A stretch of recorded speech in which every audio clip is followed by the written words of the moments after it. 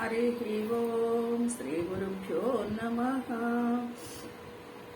సదాశివసమారంభం శంకరాచార్యమధ్యమాం అస్మదాచార్యపర్యంతాం వందే గురుపరంపరాం.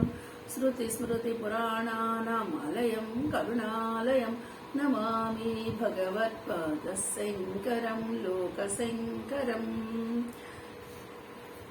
వసుదేవసుతం దేవం కంసచాణూరమర్దనం దేవకీ పరమానందం కృష్ణం వందే జగద్గురుం. ఓం శ్రీకృష్ణ పరబ్రహ్మణే నమః. శ్రీమద్భగవద్గీత అధ చతుర్థోధ్యాయః జ్ఞానకర్మ సన్యాసయోగః. ఇవాళ క్లాస్లో మనము 4వ అధ్యాయము 18వ శ్లోకాన్ని కర్మణ్యా కర్మయః పశ్యేత్ కర్మణి చ కర్మయః స బుద్ధిమాన్ మనుష్యేషు సయుక్త కృత కర్మకృత్. కర్మణి అకర్మ యః పశ్యేత్ అకర్మణి చ కర్మయః సహ బుద్ధిమాన్ మనుష్యేషు స యుక్త కృత కర్మని. అంటే ఎవరైతే కర్మయందు అకర్మను దర్శించారో, చూడండి ఇక్కడ మనకి ఈ శ్లోకం ఏం చెప్తుంది? కర్మయందు అకర్మని అంటే నువ్వు చేసి కూడా చెయ్యని వాడిలాగా, పని జరిగింది కానీ నేను చెయ్యలేదు అనేటువంటి భావన ఉండాలి. అది కొంచెము కష్టమే, ఆలోచించడానికి కష్టమే, మనం అనుకోవడం కూడా ఎలాగండి జరుగుతోంది కదా అనే ఉంటుంది. అయితే ఇది అకర్మ అనే దాన్ని ఎందుకంటున్నారంటే, నేనే చేస్తున్నాను అన్నప్పుడు ఆ పనిని నేను చేశాను అనే భావనతో మనం చేస్తూ ఉన్నాము. అంటే నేను చెయ్యలేదని ఎప్పుడు అనుకోగలుగుతావు? చేస్తున్నది పరమ, నా ద్వారా ఇది జరుగుతోంది, నేను చేయటంలా జరుగుతుంది నా ద్వారా. అంటే నేను నిమిత్త మాత్రము. ఇది ఎవరు తెలుసుకుంటారో అది కర్మ అకర్మగానే మారుతుంది అని మనం ఇక్కడ అర్థం చేసుకోవాలి.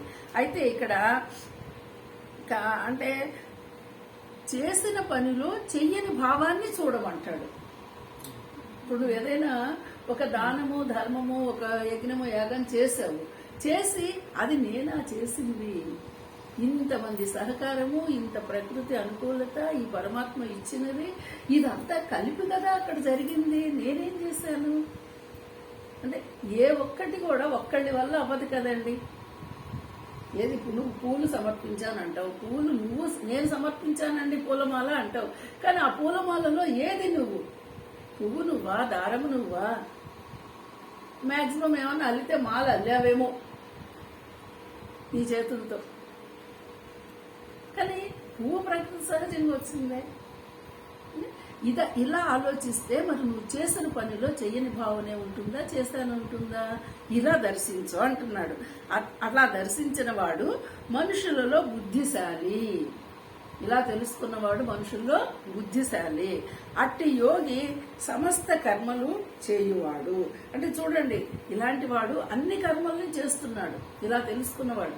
అంటే మనం అనుకుంటున్నాము జ్ఞానము ఆర్జించిన తర్వాత, జ్ఞానాన్ని పొందిన తర్వాత నేను పరమాత్మ అనేటువంటి భావనలో నీ శరీరం ఉన్నంతకీ నువ్వు చేయవలసిన పనులన్నీ చేయవలసిందే.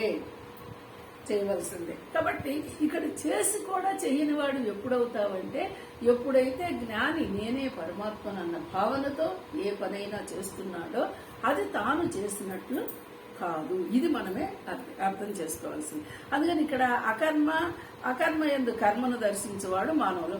ఇప్పుడు చెయ్యకుండానే మళ్ళీ అలాగనేసి చేయకపోయినా పర్వాలేదు అన్నారండి, ఏది చెయ్యక్కర్లేదు, నేనేమీ చెయ్యను అంటే కుదరదు.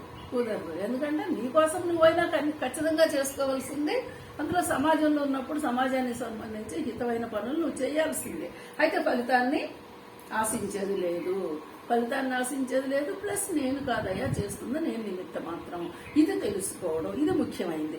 అందుకని ఇక్కడ ఏంటంటే ఇట్లాంటి వాడే బుద్ధిశాలి, అంటే తన బుద్ధితో ఈ పనులన్నీ చేయగలుగుతున్నాడు, సమస్త కర్మలు చేయువాడు. కొంచెము జ్ఞానము కర్మ ఈ రెండిట్లకి సంబంధించి జ్ఞానాన్ని పొందటము ఎంత ప్రాముఖ్యత సంపాదించుకుందో పని చేయడం కూడా అంతే ప్రాముఖ్యత ఉంది. పని కూడా అలాగే, పని కూడా చేయాలి. ఈ లోకంలో పని చేయకపోతే మానవ మనుగడ ఎలా జరుగుతుంది? అసలు ఎవరు చేసే పని వాళ్ళు చేయవలసింది. ఆ చేసే భావనలోనే మార్పు తెచ్చుకో అని చెప్తున్నాడు.